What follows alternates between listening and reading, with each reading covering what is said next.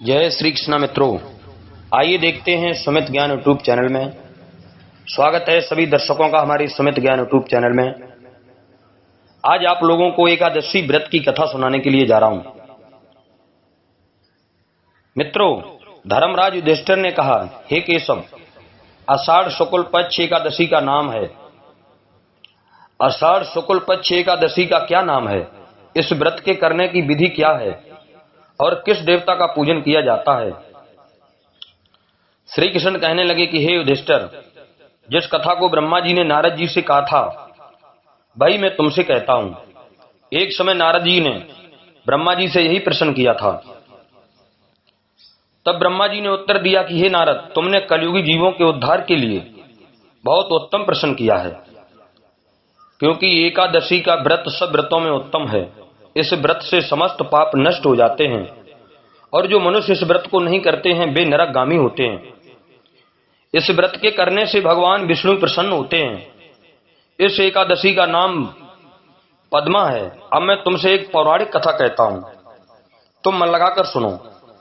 भगवान श्री कृष्ण धर्मराज जी से कहते हैं, हे धर्मराज, सूर्यवंश में मानधाता नामक का एक चक्रवर्ती राजा हुआ, जो सत्यवादी और महान प्रतापी था। वह अपनी प्रजा का पुत्र की भांति पालन किया करता था।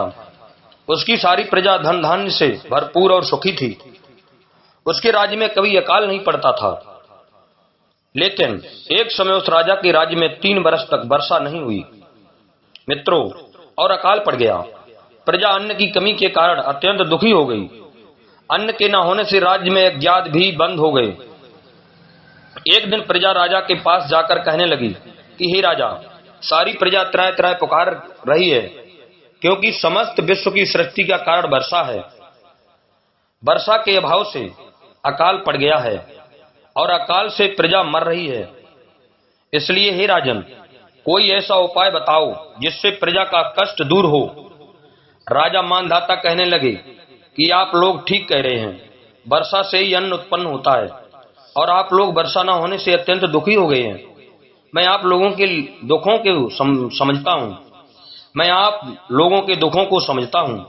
ऐसा कहकर राजा कुछ सेना साथ लेकर वन की तरफ चल दिया। वह अनेक ऋषियों के आश्रम में भ्रमण करता हुआ अंत में ब्रह्मा जी के पुत्र अंगिरा ऋषि के आश्रम में पहुंचा।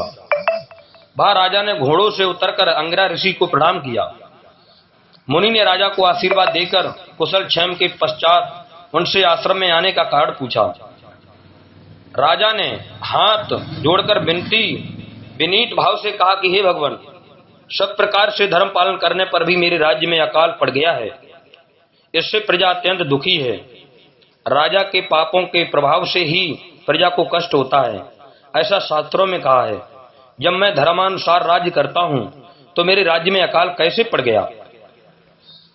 इसके कारण पता मुझको अभी तक नहीं चल सका।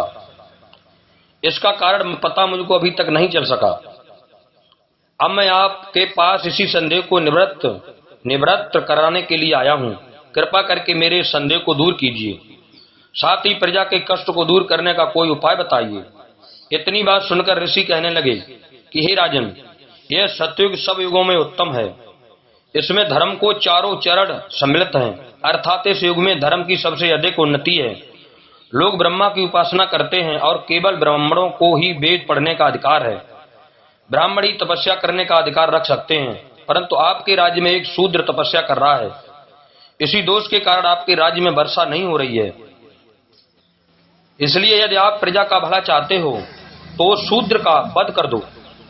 इस पर राजा कहने लगा कि हे महाराज, मैं उस निरपराध तपस्या करने वाले शूद्र को किस तरह मार सकता हूं? आप इस दोष से छूटने का कोई उपाय बताइए। तब ऋषि कहने लगे कि हे राजन, यदि तुम अन्य उपाय जानना चाहते हो तो सुनो। आषाढ़ मास के शुक्ल पक्ष की पद्मा नाम की एकादशी का विधि पूर्वक व्रत करो। व्रत के प्रभाव से तुम्हारे राज्य में वर्षा होगी और प्रजा सुख प्राप्त करेगी, क्योंकि इस एकादशी का व्रत सब सिद्धियों को देने वाला है और समस्त उपद्रवों को नाश करने वाला है। इस एकादशी व्रत तुम प्रजा सेवक तथा मंत्रियों सहित करो। मुनि के इस वचन को सुनकर राजा अपने नगर को वापस आया और उसने विधि पूर्वक पद्मा एकादशी का व्रत किया। उस व्रत के प्रभाव से वर्षा हुई और प्रजा को सुख पहुंचा। अतः इस मास की एकादशी का व्रत सब मनुष्यों को करना चाहिए। यह व्रत इस लोक में भोग और परलोक में मुक्ति को देने वाला है। इस कथा को पढ़ने और सुनने से मनुष्य के समस्त पाप नाश को प्राप्त हो जाते हैं। जय श्री कृष्ण मित्रों, जय श्री राधे, जय जय श्री सीताराम। हमारे चैनल को सब्सक्राइब करें, लाइक करें और भी ज्ञानवर्धक वीडियो इसी तरह पाते रहें। जय श्री कृष्ण, जय जय श्री सीताराम।